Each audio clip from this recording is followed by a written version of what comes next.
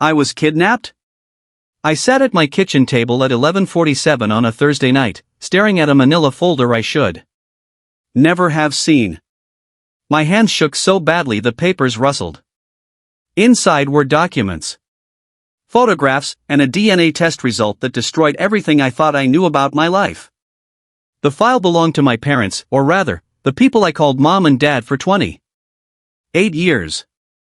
I'd found it in their attic while looking for old photo albums.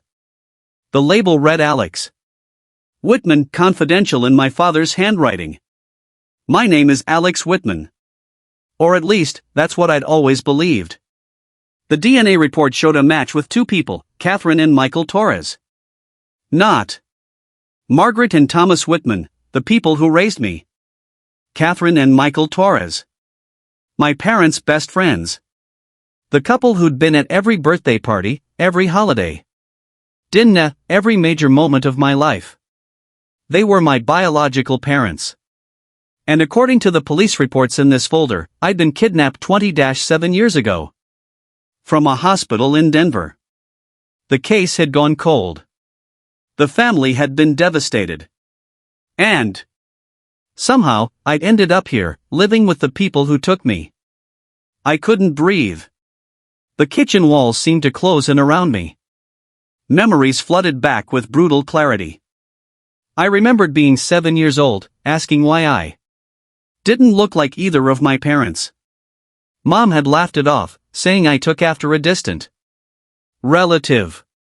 But her laugh had been too quick, too nervous. I remembered being 12, overhearing whispered arguments between Mom and Dad about what we'd tell him and keeping things stable.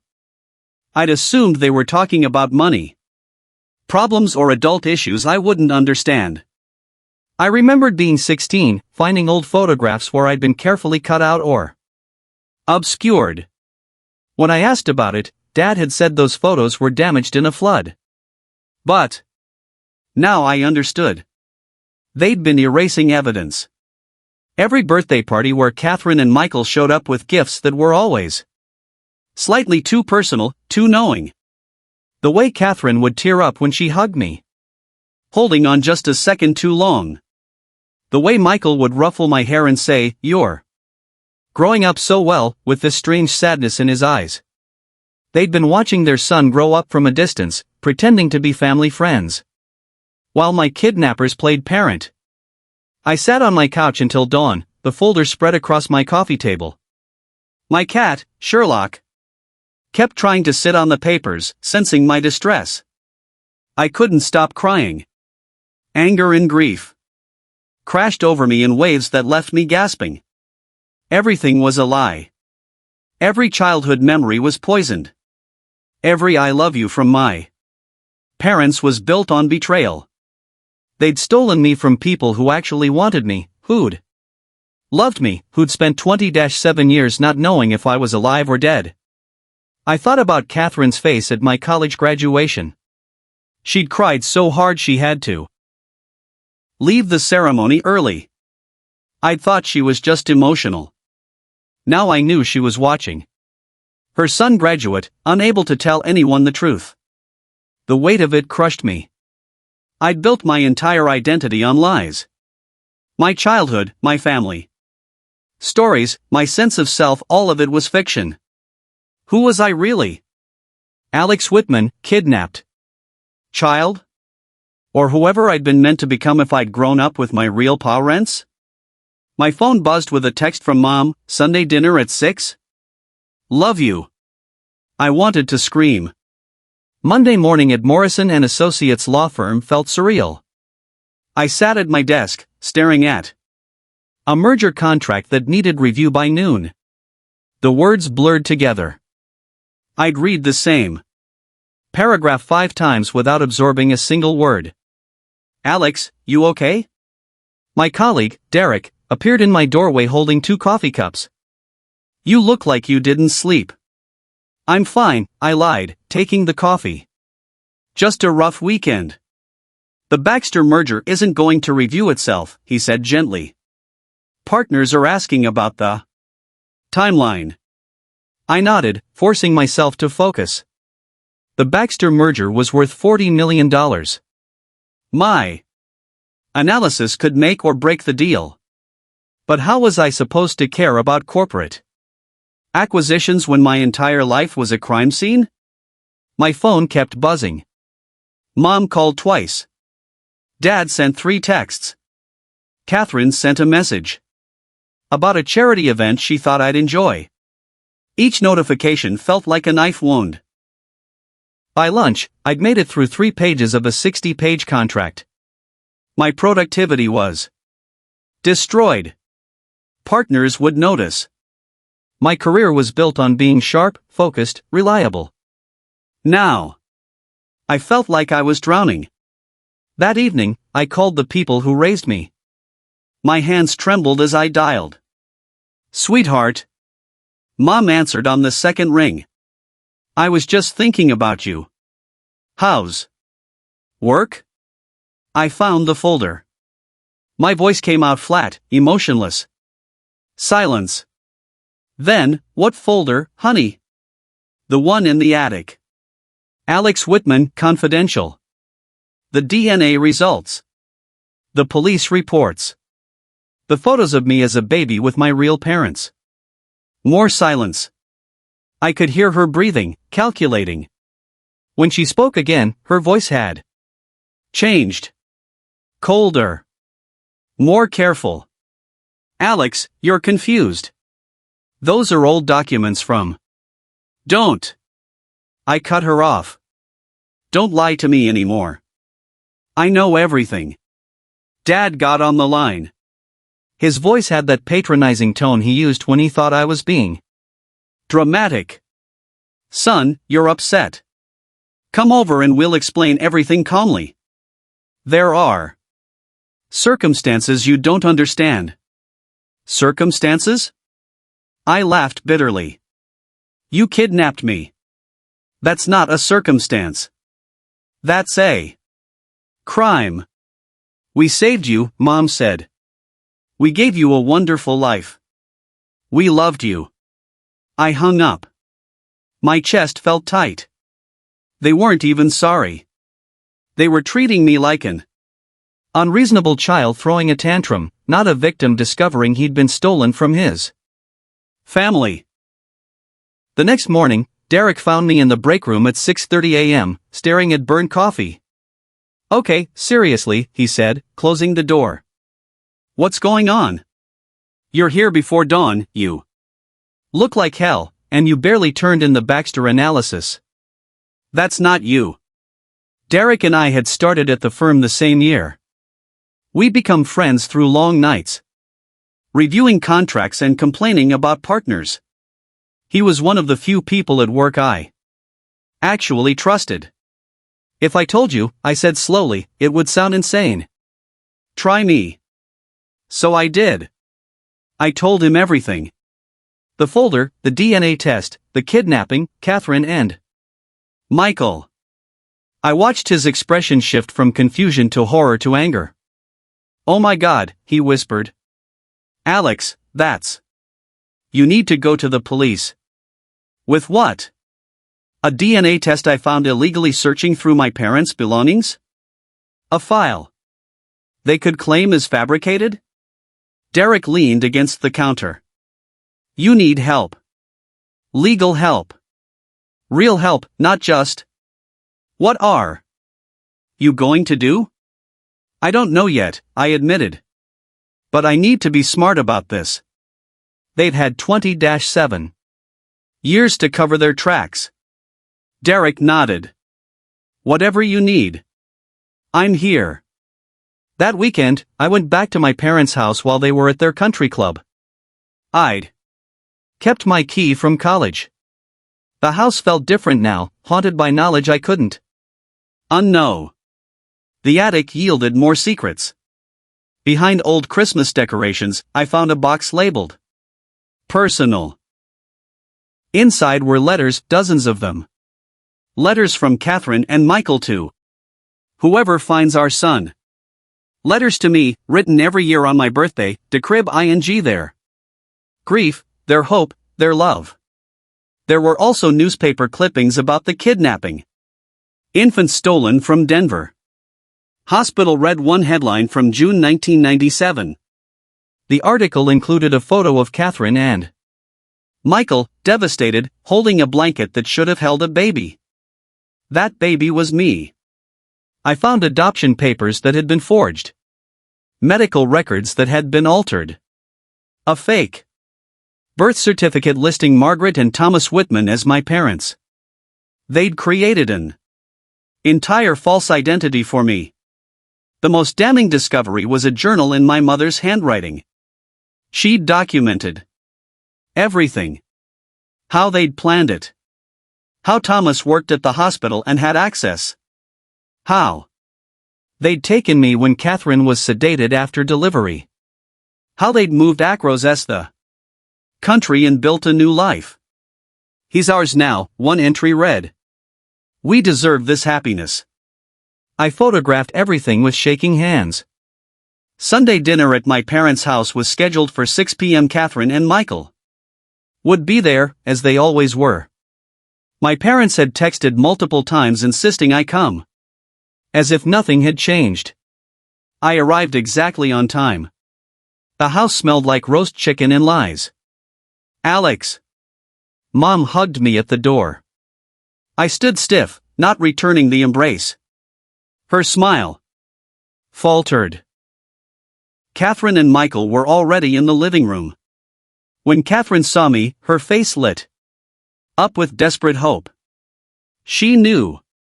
Somehow, she knew that I knew. Dinner was excruciating.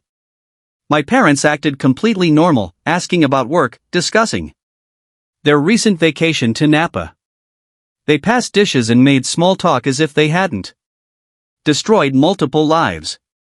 Alex seems quiet tonight, Catherine said softly, looking at me with barely concealed emotion. He's been stressed at work, Mom said dismissively. Always so dramatic about deadlines. The casual insult landed perfectly. I was dramatic. I was stressed. I was the problem, not them. Actually, I said calmly, I've been processing some interesting information I recently discovered. Dad's fork paused halfway to his mouth. Alex. Did you know, I continued, that DNA testing has become incredibly accurate? You can find out all sorts of things about your biological family. The table went silent. Catherine's eyes filled with tears. Michael reached for her hand. Mom's smile was pure poison. How nice for you, dear. I left dinner early and drove straight to my apartment. I spread everything across my dining table, documents, photos, letters, my notes. I needed a strategy, not just evidence. This required careful planning. First, legal options. I researched extensively. The statute of limitations for kidnapping didn't apply because it was an ongoing crime. I was still living under false pretenses. But proving it would be complex. I needed irrefutable evidence and probably a lawyer who specialized in family law and criminal cases. Second, financial protection. If this went public, my parents might try to destroy me financially. I documented every asset, every account, every piece of leverage they might have. Third, personal support. I made a list of people I could trust: Derek, a few close friends, my therapist, Dr. Chen. I needed people who'd believe me when things got ugly. Fourth, Catherine and Michael. How did I approach them? They'd been victims too, living in proximity to their stolen child for decades. They deserved to know I knew the truth. I worked until 3 a.m., creating timelines, organizing evidence, building a case. The rage had crystallized into something colder, sharper. I wasn't just going to survive this. I was going to win. The next morning, the Baxter merger negotiation came to a head. 3 companies competing for the same acquisition, and I'd found a clause in their offer that gave us significant leverage. If we trigger Section 7.4, I explained to the partners in our conference room, we can force them to either increase their offer by 15 million or withdraw entirely. They've already invested too much in due diligence to walk away. Senior partner Mr. Harrison studied my analysis. This is brilliant work, Alex. Aggressive, but legally sound. I learned from the best, I said, keeping my voice steady even though my personal life was imploding. The negotiation took 6 hours. By the end, we'd secured an additional 12 million for our client. Partners were thrilled. My reputation as a sharp negotiator was reinforced. Walking back to my office, I felt a flicker of power. If I could outmaneuver corporate lawyers protecting billion-dollar interests, I could outmaneuver two people who'd spent decades hiding a crime. Derek caught up with me in the hallway. That was incredible. You obliterated them. Thanks, I said. I'm learning that preparation and leverage solve most problems. He understood what I really meant. That evening, I received a Facebook message from someone named Victoria Torres, a name I'd seen in the family tree documents. I think we need to talk, it read. I'm your aunt. We met at a quiet coffee shop across town. Victoria was in her 50s, with the same dark eyes I saw in the mirror every morning. She looked at me like I was a ghost. You look exactly like Michael at your age, she whispered. I'd been hoping for this moment for 20-7 years. How did you know? I asked. Catherine told me yesterday. She said something had changed, that she thought you'd figured it out. Alex, we've been searching for you since the day you disappeared. We never gave up. Victoria pulled out her phone, showing me photos. Family gatherings I'd never attended. Cousins I'd never met. A grandmother who'd died 5 years ago, never knowing her. Grandson was alive and living 3 states away. There's something else, Victoria said carefully. Your biological grandfather set up a trust fund when you were born. It's been sitting untouched for 20-8 years, accumulating interest. It's worth about 2.4 million now. I stared at her. What? He was a successful businessman. He wanted to ensure your future. The trust transfers to you on your 30th birthday, but given the circumstances. She slid a business card across the table. This is our family attorney. He's been managing the trust and has all the documentation about what happened to you. Suddenly, I had resources. Real resources. The next week, my adoptive brother Nathan, Thomas and Margaret's biological son, showed up at my office unannounced. We'd never been close. He was 5 years younger. Always treated like the golden child while I was just there. Mom says you're making problems, Nathan said, leaning against my doorframe with casual arrogance. Digging up old stuff that should stay buried. Old stuff? I kept my voice level. You mean my kidnapping? He shrugged.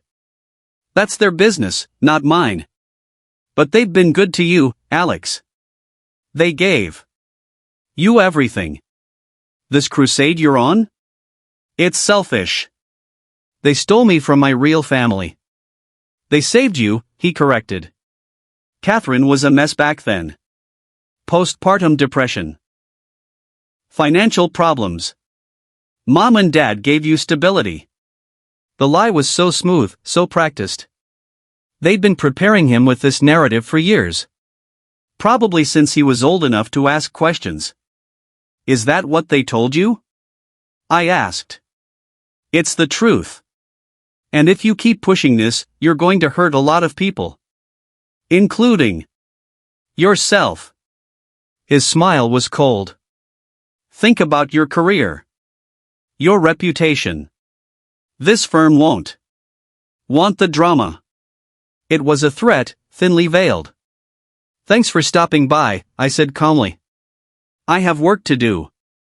After he left, I called the family attorney Victoria had mentioned.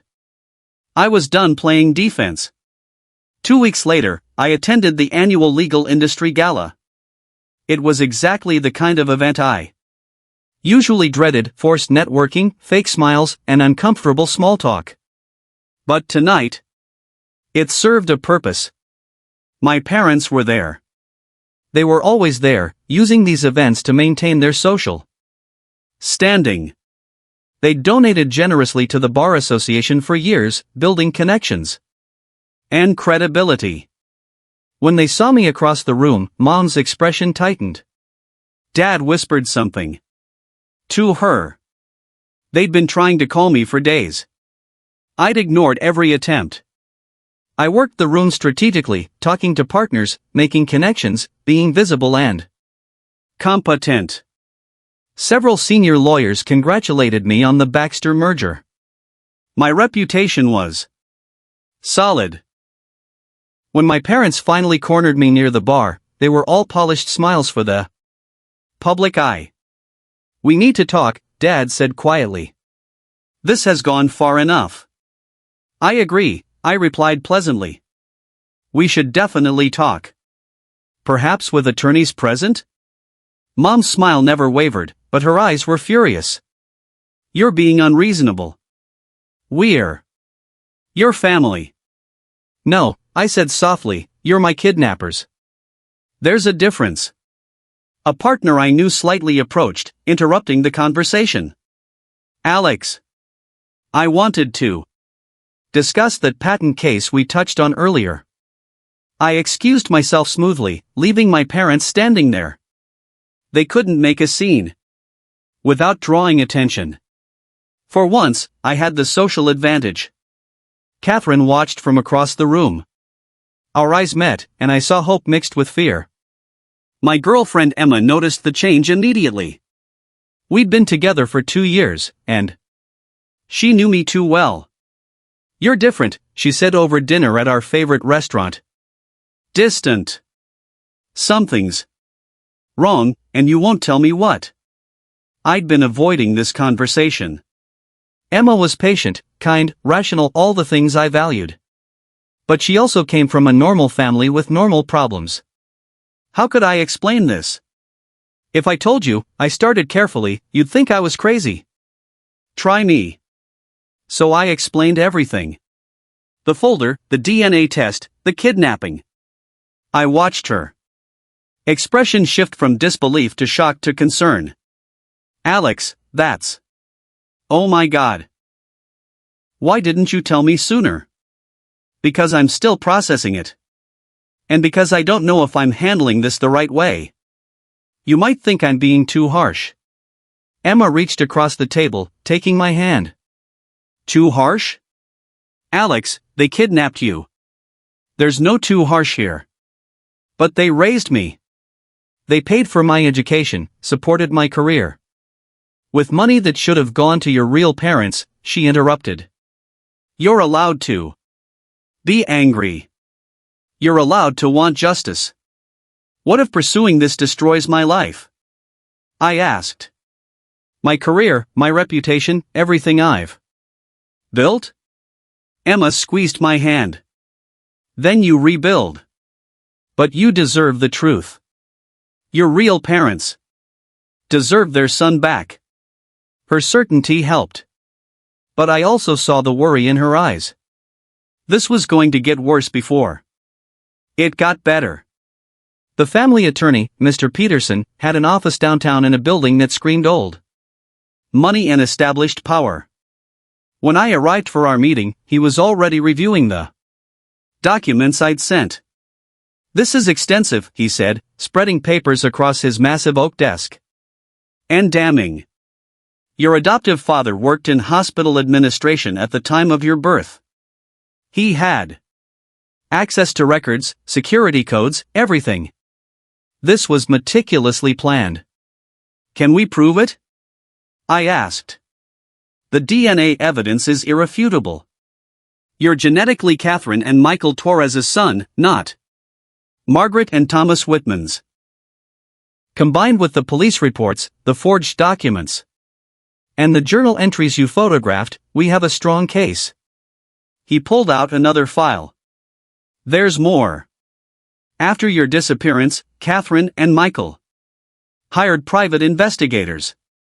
They spent nearly every dollar they had trying to find you.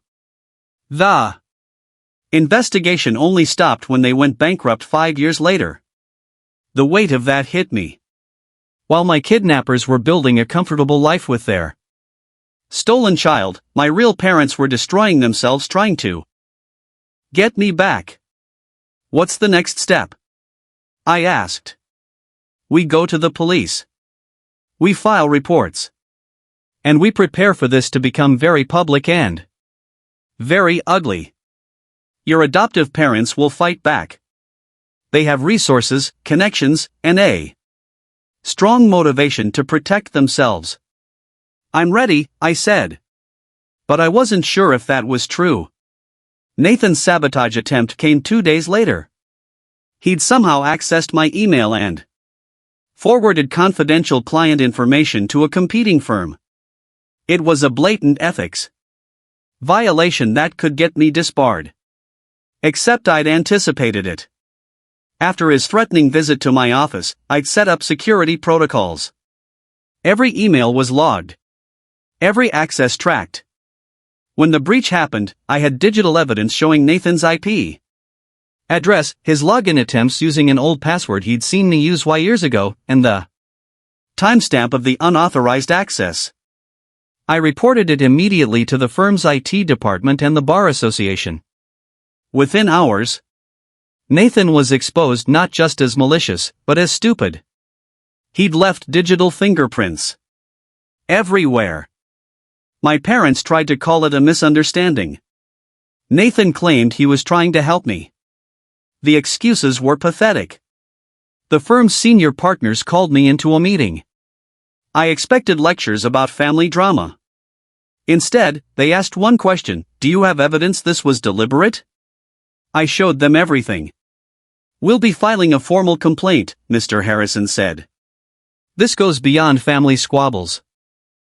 This is corporate espionage.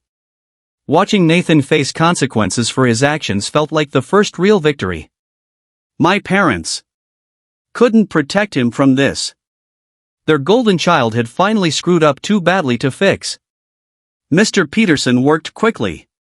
Within a week, I had legal access to my grandfather's trust fund early release due to exceptional circumstances. $2.4 million suddenly sat in an account with my name on it. The money wasn't important for luxury. It was important for leverage. My adoptive parents couldn't threaten my livelihood anymore. I could afford the best legal representation. I could afford to fight back. I also used some of it strategically. I hired a private investigator to document everything about my parents' lives, their finances, their social connections, their vulnerabilities. If they wanted war, I'd be prepared. The PI, a retired detective named Marcus, discovered interesting information. Thomas Whitman had been under investigation for financial irregularities at the hospital around the time of my kidnapping. The investigation had been dropped suddenly. Marcus suspected payoffs or destroyed evidence. Your father was desperate for money back then, Marcus explained. Medical bills for your mother's fertility treatments. Debt from a failed business venture. Then suddenly, they had a baby and their finances stabilized. They sold me, I said, the realization horrifying. They kidnapped me and used Catherine's medical crisis as cover. That's what it looks like. And if we can prove it, this goes from kidnapping to human trafficking. The stakes had just gotten much higher. I arranged to meet Catherine and Michael at a neutral location, a park near the lake where I used to go as a teenager when I needed to think. Catherine arrived first. When she saw me, she broke down immediately, sobbing so hard she couldn't speak. Michael wrapped his arm around her, but he was crying too. "We've wanted to tell you for so long," Michael said, his voice breaking. "Every birthday, every holiday, watching you grow up as someone else's son. It was torture." "Why didn't you?" I asked. "Why didn't you go to the police?" Catherine wiped her eyes. "We did. Multiple times. But Thomas had connections. He'd built relationships with local law enforcement. Our claims were dismissed as grief-induced delusions. Without proof, without DNA evidence, we were just traumatized parents making accusations against a respected hospital administrator. We stayed close because it was the only way to be in your life," Michael added. "We told ourselves it was enough. That having some connection to you was better than nothing." "But it wasn't enough," Catherine whispered. "It was never enough. You're our son." The raw pain in their voices broke something in me. These were my real parents. They'd loved me from a distance, suffered in silence, and never gave up hope. "I'm going to fix this," I promised. "I'm going to make this right." "We don't want revenge," Michael said quickly. "We just want our son back. You can have both." Over the next few weeks, I carefully exposed my adoptive parents' lies to key people in their social circle. Not with dramatic confrontations, but with strategic conversations.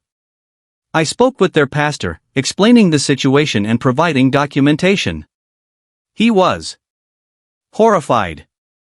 I contacted board members of charities where my mother served, sharing the truth about her son. Their perfect family image began to crack. I reached out to old family friends with copies of the police reports and DNA evidence. People started asking questions my parents couldn't answer satisfactorily. The social dismantling was methodical. Every person they'd used my existence to impress. Every relationship they'd built on the foundation of their devoted parenting, every connection that gave them status, I systematically destroyed it all with truth. My parents tried to do damage control. They held a dinner party, inviting influential friends, attempting to spin the narrative.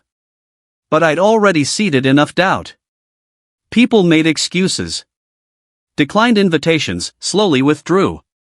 Margaret called me desperate. "You're destroying our lives." "You destroyed mine first," I replied. "I'm just returning the favor. We gave you everything. You gave me a life built on lies. That's not everything. That's nothing." She hung up. I didn't feel guilty. At work, my career continued to thrive.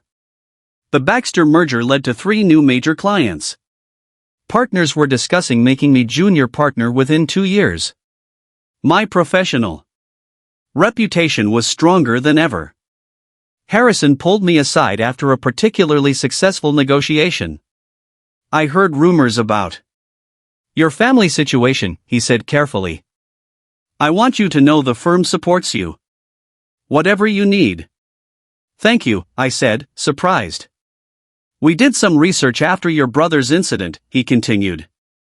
"What you're dealing with? Alex, if you need time off, if you need resources, you tell us. The firm takes care of its own."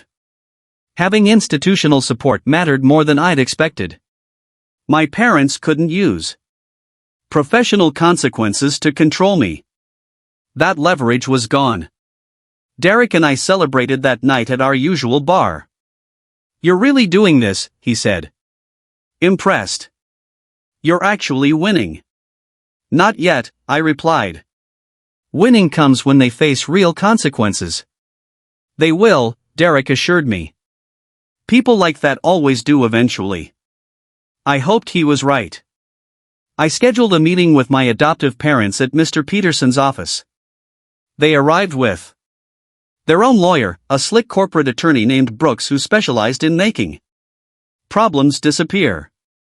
"This is unnecessary," Brooks started.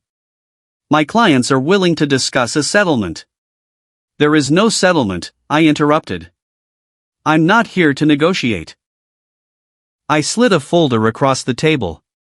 Inside were copies of everything: the DNA evidence, the police reports, the journal entries, the forged documents, witness statements from the private investigators.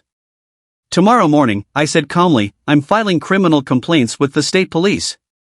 I'm also filing a civil lawsuit for fraud, emotional distress, and lost inheritance.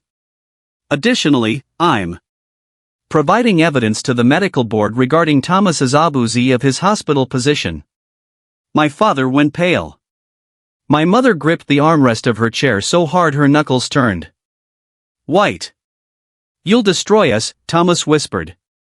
"Yes," I agreed. "I will. After everything we did for you." "You mean after you kidnapped me, forged documents, and stole 20-7 years of my life with my real family?" I stood up. "Save the guilt trip. It won't work anymore." Brooks tried to salvage the situation. "If this goes public, it will damage you too. Your reputation, your career." "My career is fine. My reputation is based on my work, not their lies. And unlike them, I have nothing to hide." I looked at Margaret one last time. She was crying, mascara running down her cheeks. Part of me wanted to feel sorry for her. The part that had been her son for 20-7 years. But that part was getting smaller every day. My parents made one final desperate move. They contacted Emma, trying to convince her I was having a breakdown, that I was delusional, that I needed psychological help rather than legal action. Emma recorded the entire conversation and sent it to me. "He's not well," Margaret said on the recording. "This fantasy he's constructed about being kidnapped, it's clearly a mental health crisis. We're worried about him." "I've seen the DNA evidence," Emma replied coolly. "I've seen the police reports. This isn't a fantasy. Those documents could be fabricated. Alex is very intelligent. If he wanted to create a convincing false narrative, why would he do that?" Emma interrupted. "What would he gain?" The recording captured Margaret's pause, her inability to answer that question logically. "We just want our son back," she finally said, her voice breaking. "He was never your son," Emma said firmly. "That's the problem." When Emma played me the recording, I felt a surge of gratitude. She'd stood up to them without hesitation, seeing through their manipulation immediately. "They're getting desperate," she observed. "That's good.